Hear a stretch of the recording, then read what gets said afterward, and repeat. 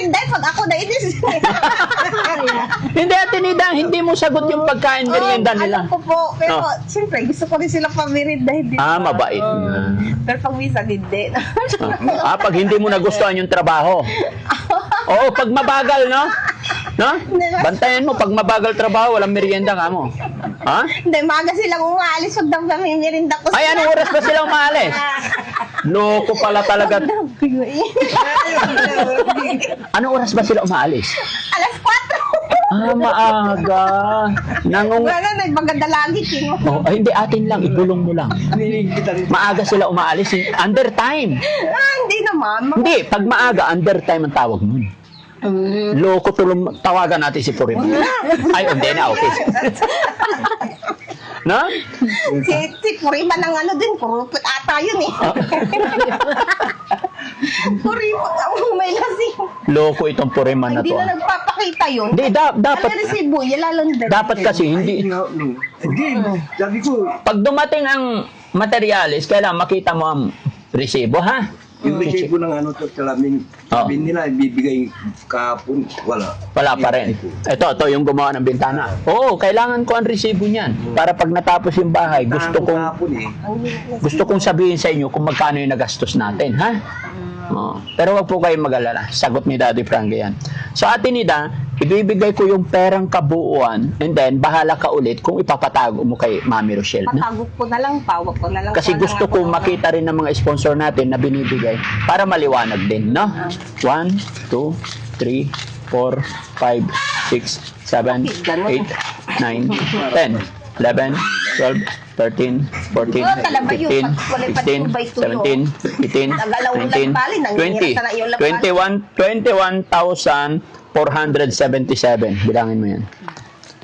Para maayos, tapos panibagong lista tayo. Plus, mayroon pang 3,000. Ay, hindi. Kasama na.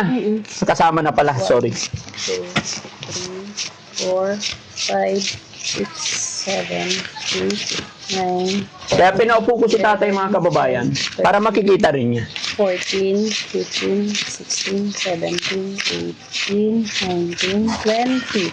21,500. So, ang pera mo sa amin, Ate Nida, is 21,477. 10,000 galing po kay Ma'am Alberta, Canada.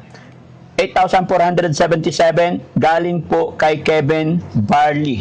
And then yung 3,000, yun yung balance na pinahawak mo kay Mami Rochelle na 7,000 and then nabawas-bawasan, naging 3,000. So, isusulat natin dito 21,500. 21,500. Ate Nida, kasi yung 7,000 wala tayong listahan.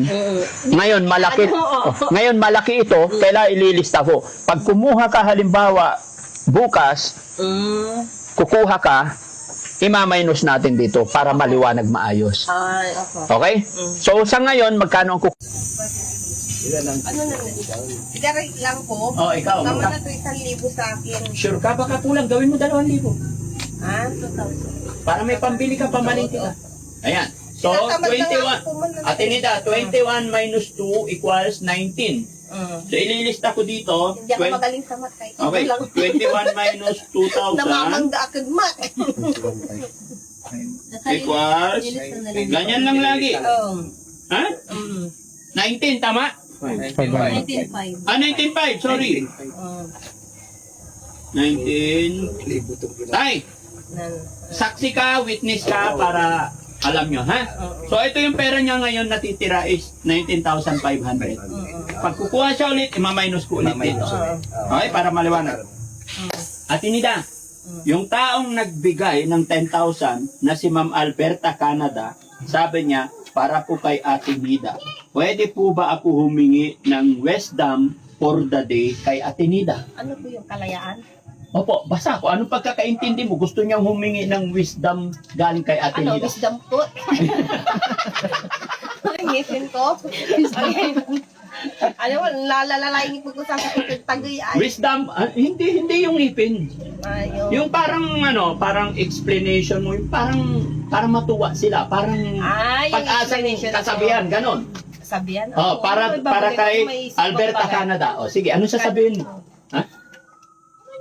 Ano masasabi ko? Parang hindi gumagana yung utak ko. Paganahin natin. Hindi, take time. Huwag tayo Ano mawala. naman natin? Ang galing naman yan. Ang pinapahirapan mo ko talaga, ha? Bibigay ka pa ng pera sa akin. Hindi sa pinapahirapan ka ni Ate Nina, makinig ka. Ay. Kumbaga, natutuwa yung mga tao dahil napakasimpleng pananaw mo sa buhay.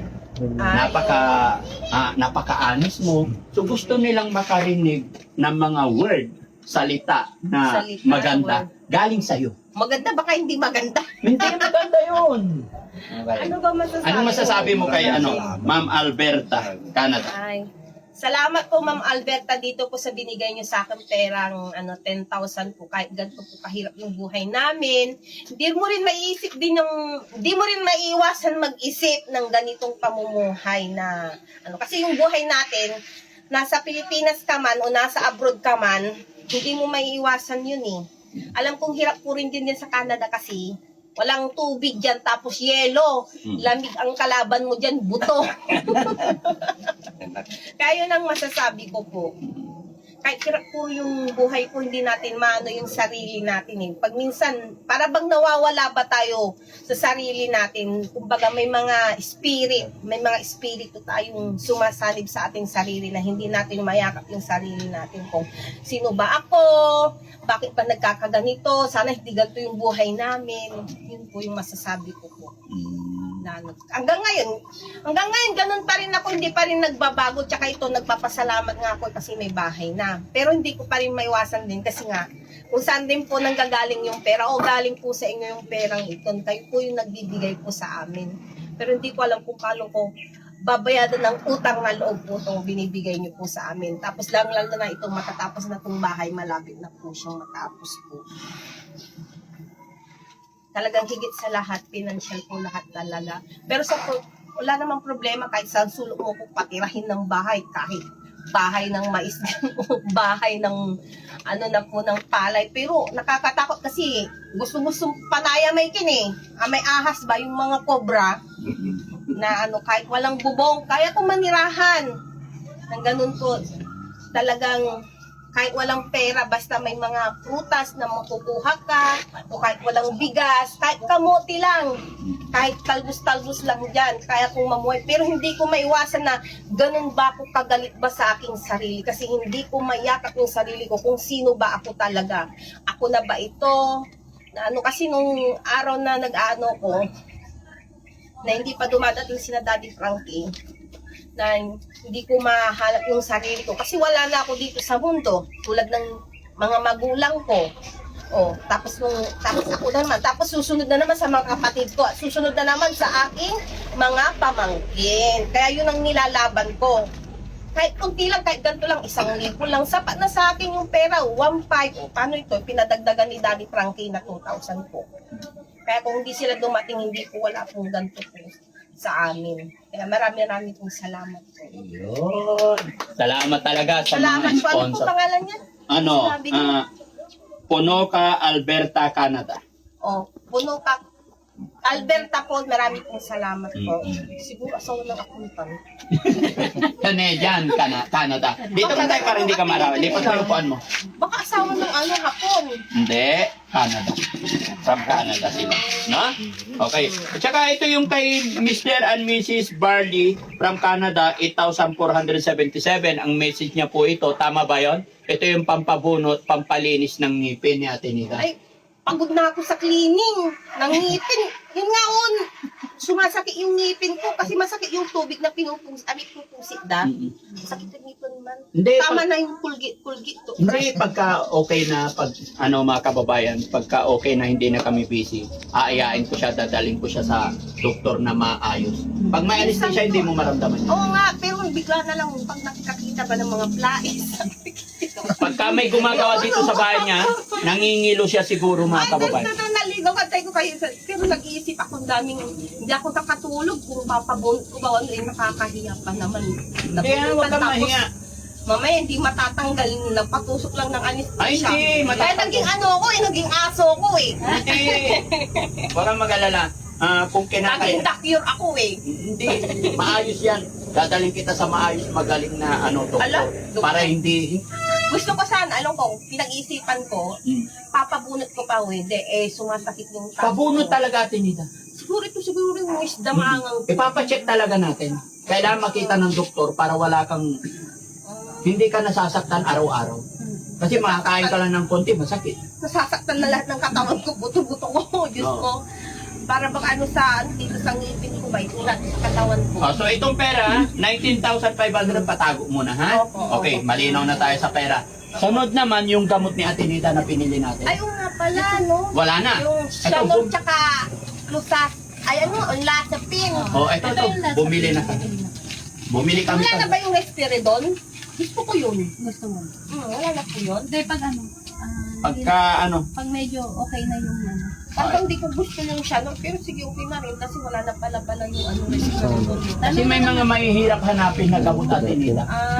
Hindi pa dumarating kasi. Pag yun ang hiyang ko, bakit yun ang gusto ko. Oo, di sige, yun ang hanapin natin.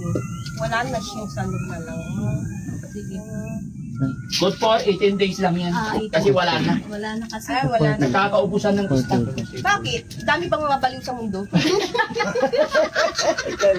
Hindi. Wala na ba sira ulo kaya naisak na yung mga gamot ganito? Hindi.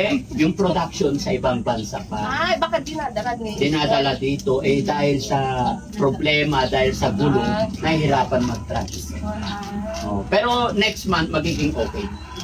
Hindi yung maraming baliw sa mundo, hindi. Ay, kaya ako kala ko nagsuubusan na. Hawakan mo yan.